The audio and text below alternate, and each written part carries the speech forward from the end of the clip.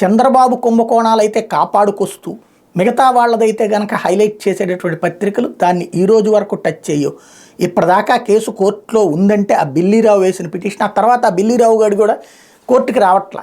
ఇప్పుడు ఆ పిటిషన్ మీద విచారణకు వచ్చిందని గొప్ప విశేషం. ఇంకోటి ఏంటంటే రాజశేఖర రెడ్డి కాంగ్రెస్లో చంద్రబాబు పెత్తనం ఎంత ఉంది, రాజశేఖర రెడ్డితో చంద్రబాబుకి ఎంత చనువు ఉందన్నది కూడా అదే సాక్ష్యం. ఏంటంటే దాంట్లో క్యాన్సిల్ అయితే చేశారు కానీ కేసు పెట్టలేదు, అరెస్ట్ చేయలేదు.